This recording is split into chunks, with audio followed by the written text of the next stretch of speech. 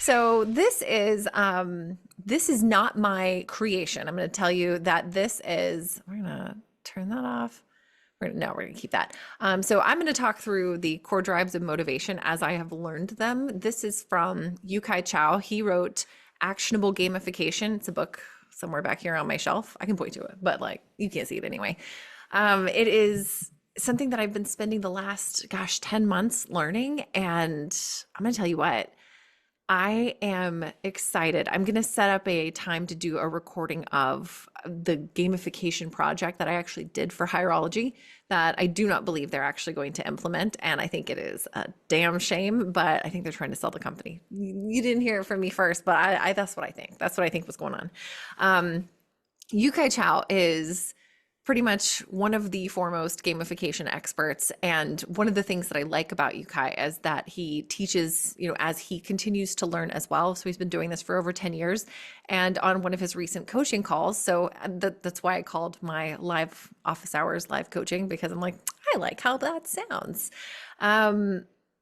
Yeah, so the gamification stuff is so fascinating because I didn't realize how much it has to do with behavior. So if you've heard the word gamification, similar to my previous boss, they kind of gave me this like, I don't really know if I know what that means. And if you haven't had any experience with it, all you know are the video games that kids play, then yeah, it kind of seems weird to say, let's add some gamification to an HR technology SaaS product, a software as a service product. That probably seemed a little like, that's weird. So what I have learned is that it may not be the word gamification may not be the right word to use when you're bringing it up to your boss in a software or like a web product, because that might send little signals for them thinking, oh, we're going to talk about something that my 14-year-old kid is going to find useful. And that is not the case. So that's why I created this little slide deck to talk through the 8 core drives of motivation. And this is what the entire Octalysis framework is about. And that's how I've been learning. The Octalysis Prime platform is the gamification platform. It's actually a gamified learning platform to learn gamification. It's weird. I'll actually show you my screen in a little bit because it's super fun, but also just like it takes a bit of getting used to. But the core concepts are every single thing that we do requires motivation. I am a very motivated person, but only to do the things that I want to do, that I find enjoyable, and that make me feel good and feel better, or that make me feel a sense of urgency and, oh no, I've got to get this done. So there's a whole lot to it. But if there are no motivations, if there's no core drives being activated, then humans don't take action. A lot of products that you'll see out there are function-focused design. And that's what the HR technology platform that I worked on was. It's function-focused. You are trying to hire someone for a job, and by the very default understanding is you're required to do something in order to find a job. Let's be real. The person who's looking for the job is required to take action in order to find that job. And you are, as someone who is hiring, you have to have some sort of motivation to find that right person to hire. So in Hierology's case, each of the customers had a different amount, but the largest amount was the automotive space. So our automotive customers, if they had job openings, if they had postings open for like a service technician, they were losing up to $7,000 a day by having that job open and not having it filled. So our understanding as people who develop the product is you're losing money. Of course, you're going to want to take action. But that greater idea of the company losing money does not make Peter, the service technician manager, go, oh, I should take action. That's not his immediate motivation. It's a little bigger than him. But first, I feel like I'm just like diving into the details of a specific, when really I should just tell you what this is about. So there's core drive 1, there's all 8 core drives, and some of them are kind of intrinsic motivation. Some of them are extrinsic motivation. Intrinsic means that it's coming from internal. Something inside me is driving me to take action. External is that like kind of the carrot or the stick. Like here's a dangling treat or the chance that you'll get fired. And those are the things that are motivating you. And both of those things, the carrot and the stick, come from outside of you. So the intrinsic motivation is sometimes really good, but it doesn't cause people a sense of urgency. And sometimes that extrinsic motivation is very necessary, but it also leads to people feeling a little bit out of control. Like, I have to do this or I'll get, the stick, I'll get the beating, like the mule pulling the, what is that thing called? I just felt like I've got a visual in my head and I really should have something on the screen, but I don't have that. Okay. Core drive 1 is epic meaning and calling. So this is the motivation that drives you to take action because it is bigger than you, it is more meaningful than you. And one really excellent example of this is Wikipedia. People are not on Wikipedia, like very, very, very, very, very, very, like a tiny, tiny 1% of 1% of 1% people contribute to Wikipedia and add meaningful chunks of text and content, and they discuss with other people. There's entire forums on the Wikipedia, like in the background that you would never see as someone who's just like, tell me about Bosnia or whatever. Like, there's nothing in there that you would see, but there are people behind the scenes every day fact checking, finding citations. And it's because they feel that by contributing to Wikipedia, they are contributing to humanity's source of knowledge. It is the one repository to rule it all, right? There was a really good product that Yukai would talk about in some of these videos when he's introducing this first core drive. And Waze, do you remember the app Waze? Did either of you use the app Waze? I didn't. Yeah? Yeah, I used it a few times. Yeah. Okay. So back in the early days of Waze, it was a traffic monster and you all were battling together to defeat it. And that's what you would get feedback from other people in other cars. Like, you could almost imagine that, like, that guy in the red Toyota over there saw that traffic light before I saw it, and like, oh, he got to slay the dragon before I did. It's something way bigger than just like one person trying to get to work. It's almost a collaborative effort to identify the most effective traffic routes. And it has since evolved dramatically, and it's a different kind of app, but it is still very helpful. And there are still people who are really engaged in saying, oh, there's a car over on the side of the road. Oh, there's another car. I saw it. I validated it. I see it too. And it's just, it makes people feel a part of something bigger. You can also find this in not very like Wikipedia is like, we're saving humanity's knowledge and we're keeping a repository of it. It doesn't have to be that big and that amazing.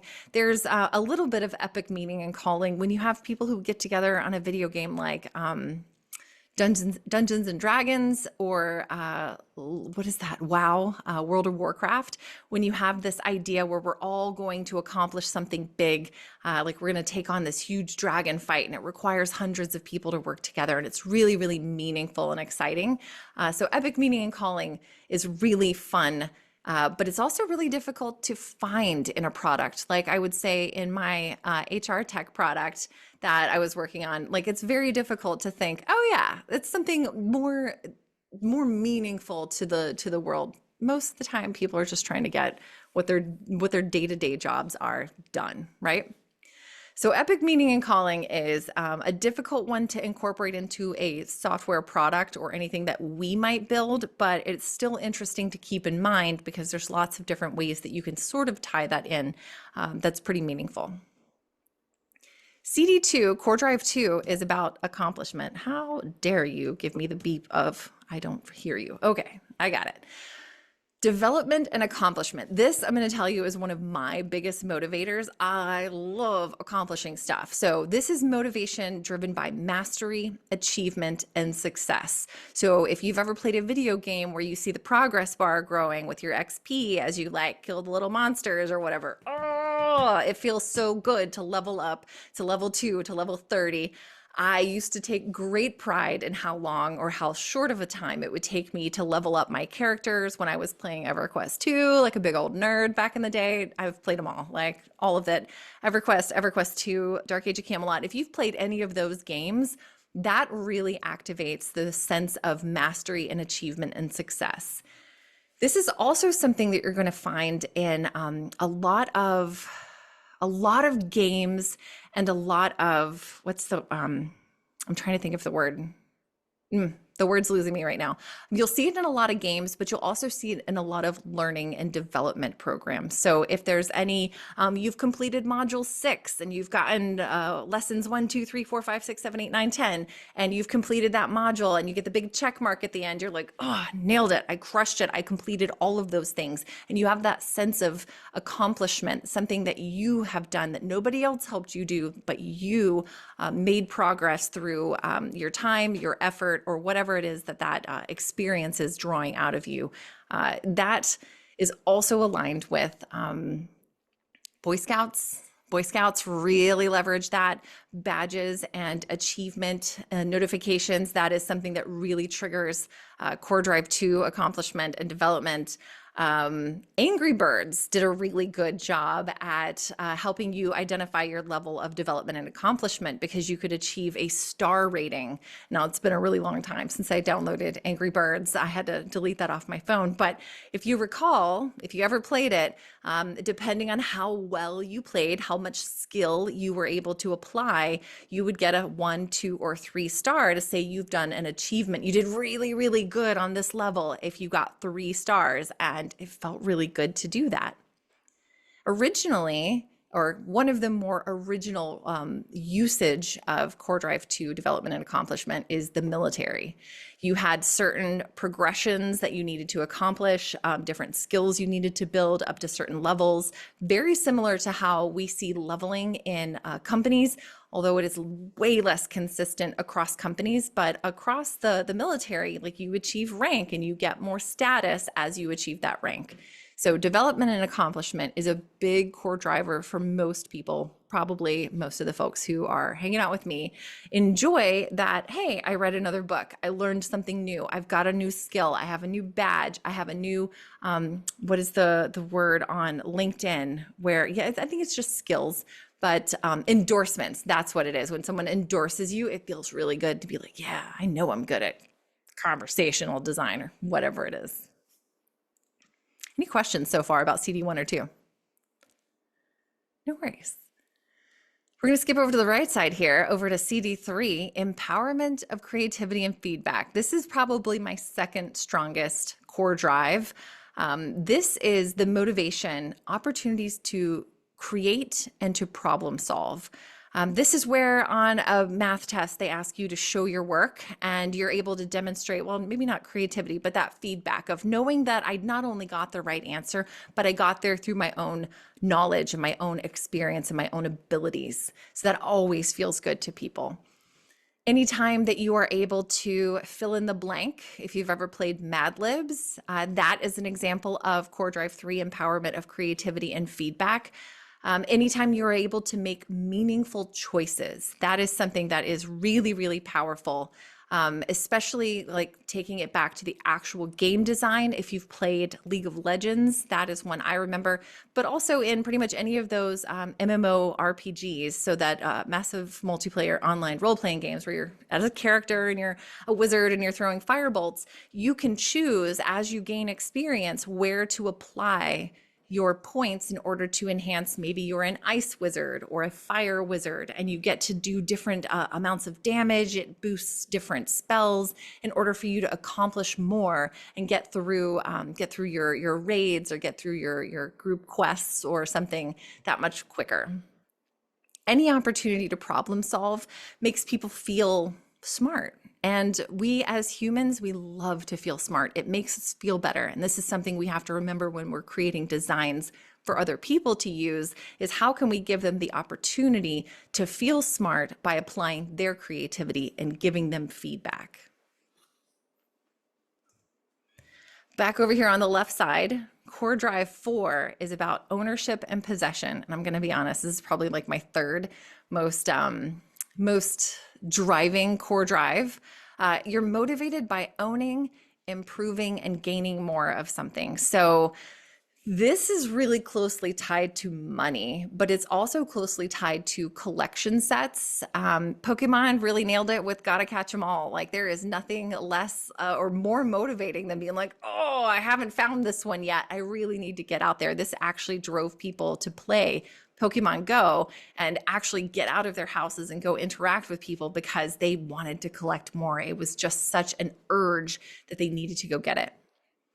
The ownership and possession is also a really interesting one. So there's a gamification mechanic called the Alfred effect. And this is one of my favorite ones just because it's so easy to visualize. This is it is named after Alfred from Batman and Alfred. So we could not just show up on Bruce Wayne's doorstep and be like, what's up? Like, I think I totally have the skills and knowledge. I could be your Alfred. Like, replace Alfred. I'm younger, I'm smarter, I'm cooler. Let's do this. But he's so entrenched and so connected to Alfred. Alfred knows his childhood. He understands his relationship with his parents. I'm going to show you how much I know about Batman here in a second. No, Alfred's just so deeply entrenched in all of the things that make Batman Batman that it would be impossible to replace him. Now change this concept from Batman and Alfred to Facebook has all your pictures. It has all your memories. It has all your friends' connections. It has all of the shared events that you've been to. And it has all of the stupid thoughts you had back in 2015 before they even switched it to like, maybe we should not put every thought out on the internet. Can you imagine how much anxiety and stress it creates to try and delete your Facebook account, knowing that you used it to sign into multiple other services? So you got deeply entrenched, or really, Facebook got deeply entrenched in you. And the Alfred effect is what keeps you there. I will tell you, in 2020, when I deleted my Facebook account because the world was popping off and being a little insane and making me feel a little bit insane, I was like, you know what? I think I'm just going to delete it. And I think I had them like bundle my data and I downloaded it, but I couldn't tell you where it actually went. But once I did actually delete it, it did feel better. But the anxiety and the fear of losing out on all those past memories, on all that past experience was really hard to say, yeah, just delete it, blow it all away. And don't worry, if you ever have tried or will go try to delete your account at Facebook, there are several opportunities where they're like, are you sure? But we have all your pictures. Oh no, but they'll be deleted. Did you know that you're part of like Farmville and you haven't checked on your farm in forever? They will find a way to trigger that. Oh no, I own that. That's my possession. That's my Facebook account. It doesn't feel like it belongs to Facebook. It feels like it belongs to you, but really and truly, that is Facebook. They could have deleted that without you. And can you imagine like screams resounding around the world if you actually like had your account deleted without your permission? This is also the core drive that motivates us to improve something. So,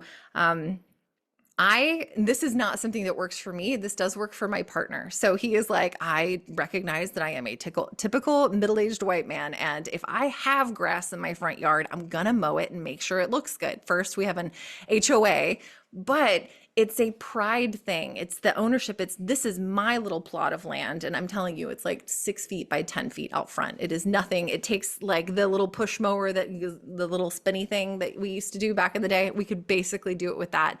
But because it exists and because it is his, Jason takes great pride in making sure that that little area looks really good. And that's ownership and possession. You are motivated to improve something you already have. And if you have it, you want more of it. If you have all the Pokemon, but just one, you really want that other one. In fact, you would like duplicates just in case you lose one or if something happens to one and you want to make sure it stays good. I'm so triggered to have a complete set of something. It is honestly bananas.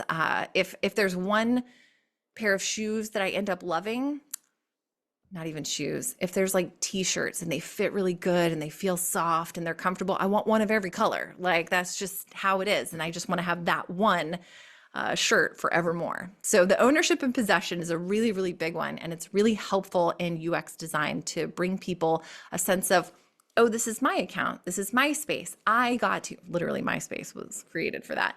But this is mine to take care of and to present to other people. It's kind of a representative of me. So this is a big one. I'm not kidding. They're all big ones, really. The next big one is Core Drive 5, social influence and relatedness. You're motivated if Core Drive 5 is your big motivator, you're driven by relationships or competition with other people. So you enjoy like trading card games are really nice because you get to help other people collect something or help other people build a set of something. Um, Facebook at its very core is core drive 5. It's social influence and relatedness. How many friends do I have? Are those cool friends? Do I have cooler friends than that person over there? There's a lot related to the humanity of things for better and for worse. I just realized I skipped over like 3 of them and didn't ask questions. Anybody have any questions or thoughts? Okay, no worries. Feel free to jump in. Social influence and relatedness. This is one of the ones that I probably am triggered by, but I am not as aware of it. I think it's just my default nature to constantly like want to build community and want to connect with others and make sure everybody else is feeling good. So I'm not necessarily driven by competition. In fact, I particularly don't enjoy competition because I'm not that attached to winning. I'm not that attached to being like, I'm the best. If it made me feel better, like if all other things were the same and I could empower someone else to win, that social relatedness would make me happier than winning through that competition. And that may just be me, which is totally fine. We all come into this in a different way. This is also an example of this is LinkedIn, giving people thumbs up. I mean, LinkedIn, Twitter, X, whatever it is, basically any social media, when someone likes your post, it makes you feel really good. It makes you feel seen. It makes you feel validated. And that is really high on like the social influence and relatedness. Now we're getting into what Yukai calls like the black hat territory. So these are white hat territory. And I'm still trying to figure out how I feel. I'll just be really honest with you. I'm trying to figure out how I feel about the uses of the white hat, black hat, specifically because I'm trying to be more mindful of how the words I use impact other people. And we have kind of collectively in the UX space started to identify that like dark patterns almost feels like a racist term. And we want to use deceptive patterns because it is more specific and clear. So when we say white hat and black hat, this is very much throws back to like the old Western kind of experience of if it's a good guy, he's wearing a white hat. And if he's a bad guy, he's probably wearing a black hat. And like, it's really that simple. But you can also imagine how the language might impact some people. So keep that in mind. It is not something that anyone is like making a big push for, but especially because these are Yukai Chao's terms, how he developed this over, I guess, probably 15, 20 years now of learning and working on gamification design. But CD6 is definitely real far into the black hat territory. This is the stick. There is no carrot. Scarcity and impatience is when you're motivated by wanting something that cannot be had immediately. And this could be, I want the gold badge in whatever game I'm playing. I want to be number 1. I want the gold trophy and I can't have it because I got to get all these other people out of my way.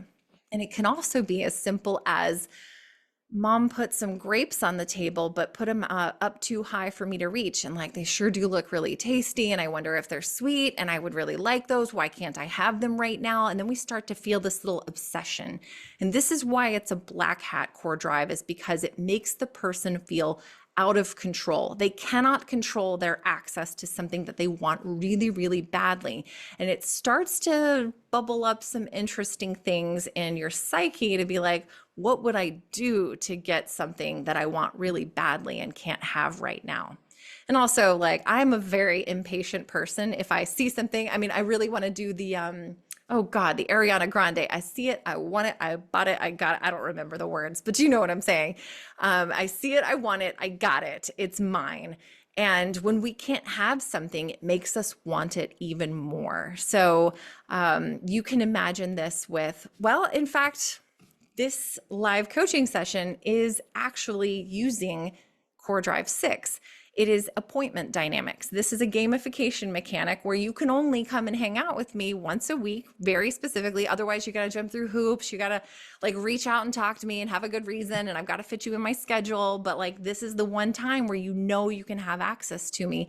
So this creates a little bit of scarcity and impatience for the demand of my time, whether or not you actually use this time and need it for anything. But it makes you go, well, I can't talk to her all the time. Now, I'm not terribly important, not yet, but lots of people have these office hours. Yukai has office hours, and they're at 8 a.m. on Mondays for me. And I'm like, dang it, I always have meetings on Mondays at 8 a.m. So I get stressed and anxious because he's always got really good advice at those times. So scarcity and patience is a real, real big one. Farmville on Facebook really leveraged the scarcity and impatience to the point of making money. Zynga, if you remember those games, also did too. So they used a gamification mechanic called magnetic cap, which means that you are only allowed to take a specific action 3 times a day, for example. And if you run out of those in 3 times a day, then you have to wait. That impatience kicks in until the very next day. Or you can pay to unlock the time. Now that's how you get the money. This was also evident in a lot of video games. I remember the original EverQuest, the Goblin King. It was part of my Druid epic, and we needed to wait 3 days, literal human time days, not in-game time days, but 3 human days in order for that stupid Goblin King to pop. And he only like was alive for maybe 2 hours, and then he would disappear again. So like we would camp out and wait for that weirdo to pop. And it was absolutely ridiculous. Now that I'm saying this, I'm like, oh, yeah, I have spent an embarrassing amount of time on video games, but no regrets, right? No regrets. Appointment dynamics. What else is for scarcity and impatience? Yeah, the ability. Oh, sorry, I just saw that somebody left a chat. Spotify. Oh, Clinton, tell me more. What do you mean? Well, you can only skip so many songs before stopping. Until you pay, and then they've got you on that monthly recurring fee. Absolutely. Good call. Pandora also leveraged that really quickly. GeoGuessr. I don't know if you've ever played that game, but I ended up getting suckered for $22 a year because I wanted to just play it once. And I think I honestly paid for the year and never went back. I just really wanted to do it that one day. I regret that a little bit. That was, I mean, it's only $20, but like, that was $20 I probably didn't have at the time for stupid reasons to play this game. So it's really helpful when you put things like a timer. So one of the gamification ideas that I had for my HR tech was a shot clock. Kind of like in chess, when the opponent makes a move and hits the clock, it's your turn and you have a limited amount of time in order to make a decision. You can't just sit there and stare at the board for 3 hours and hope that guy wanders away and then you win. No. So my anticipation was that putting a sense of urgency in front of the hiring managers to start to take action on reviewing these candidates was that if they were in the app and a candidate applied to a job that they were hiring for, then at the top of their screen, they would see a little shot clock counting down from 10 minutes. Y'all, it only takes 2 minutes to review their information. These are people who are hiring service technicians for cars. Like there's not a whole lot of resume here. It's not like the tech world or a CV from academia where you got like 4 or 5 pages of ridiculous stuff. No. It should take you less than 2 minutes. And I wanted to give them a sense of urgency and then a little win state like, oh, nice work, you beat the clock or whatever. And that would create a sense of excitement and development and accomplishment because they actually took action when they needed to. So we can leverage lots of scarcity and impatience.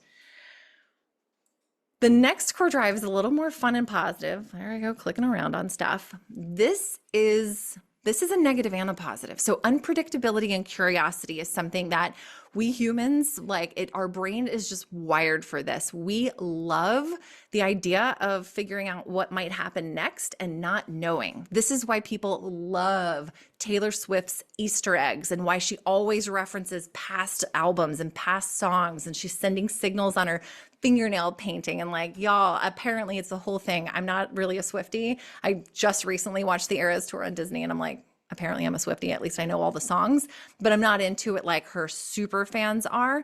This is why people in Marvel movies love the Stan Lee appearance, where you're like, yes, there's Stan Lee, he's the bus driver. Like, it's just so fun to see something that only you and the other in-crowd people know about. We love literal Easter eggs. When we find something on a website, you're like, ooh, what are you doing on this page? Like the 404 page. When that started to become a thing, that was, I think, like 2013, 2014. Like, it wasn't really huge until people started making them fun and clever. We love not knowing what will happen next. However, that can have a really negative side too, because it starts to activate that like scarcity and impatience, that like kind of fear about, I don't know what's going to happen next. I'm worried. There was a really interesting example of training. I'm trying to remember what company did it. But basically, employees needed to do some really basic training, like those the trainings that we have to do every year, and the videos get worse and worse, like don't sexually harass people and all the normal stuff, right? Like please be a decent human being, essentially. And people always put those trainings off because they're terrible. So they always put them off until the last minute. So one company decided to do like a reverse Easter egg. It's called an evil egg, and I can't remember what gamification mechanic technique number it is. But it's interesting. So basically, it's like it's a reverse countdown. It's like you're getting closer and closer to the time. And this evil egg looks like it's going to explode with icky goo or something crazy over here. And you're like, oh, I should probably actually do that training so that I prevent whatever might happen, that I'm not sure what's going to happen in this evil egg. So it's a really interesting gamification technique to prey on that unpredictability and curiosity. Here's the real world version of that. Because we're humans and because we crave unpredictability and we enjoy the surprise of things, this is why people tend to click on and share more negative news than they click on and share more positive news. This is something that I watched a video on not too long ago, where a lawyer did a really cool deep dive on like, why do people seem more attracted to negative news? And it basically just activates the unpredictability and curiosity of, I don't know what's going to happen. And I don't know why the negative is so compelling. But basically, when it has a positive ending, they don't get too excited about it. Humans, man. All right, the last one is CD8, loss and avoidance. This is literally what it means, motivated by avoiding a loss. So very similar to that countdown to the evil egg. Say you have an item that you were given, but you only get to keep it if you accomplish something. So there's a platform that I'm actually going to be using really soon. It's called Experienceify, and they have an expiring mini course. And basically it's like, you can do these cool things, we'll teach you this stuff. But because they've spent 10 years learning from course dynamics and the success rate of most online courses have a 3% success rate. So like apply that to the bootcamp model, and the fact that people like start to lose motivation right around like week 10, and it starts getting people really stressed out and there's too much work and I can't catch up on anything. You might imagine that right around, I don't know how long the digital marketing bootcamp is, but the UX UI bootcamp is 24 weeks. So it starts to flag motivation wise around week 12. And then right around week like 19, 20, people start freaking out because they haven't done all their homework. And now they have 3 weeks left to get it all done. And then the TAs freak out because they've got like all of these homeworks coming in at one time. And they all are doing it so that they don't, so that they avoid the loss of losing out on that money that they've invested in the boot camp, losing out on maybe a potential A or a B in the class if they'd like it. We will do a lot of things to avoid losing something that, especially once we already own it. Sorry, I just lost my train of thought halfway through that sentence. Apologize for that. That's normal, y'all. It's 5. We'll see if these 5 o'clock calls work out. Yeah. Do y'all know of any experience where you have taken action strictly to avoid a loss? Yeah. Tell me. The Batman Arkham games. Yes. Yes. Nice. Avoiding a loss of life. You're a hero trying to save everybody. Mm-hmm. Insurmountable odds, but somehow you have to accomplish it. Yeah. And then really feel driven to accomplish that. And the fact that it is a game makes it possible So you're driven by that curiosity, like, how do we make this happen? Yeah. Yeah. Nice. Another example of loss and avoidance in the real world is banking fees. We really, really, really hate losing money for, I think they have ruled most of them illegal now, but back in the day, like if you overdrafted your card, it was a $35 fee, and that's painful. And I always thought it was just like, why are you spanking the people who already don't have any money? That's not fair. But people will take a lot of steps in order to avoid losing something that they're not obsessed with. I just realized like my slide numbers got lost around slide 5. Oh no, they're all slide 5. Fantastic. I did great jobs. Okay, ignore that. All right. Those are the 8 core drives of motivation, and I am really appreciating that y'all stuck around and wanted to learn about these. Do you have any questions about them, or how you might have seen them in the wild, or how you might apply them?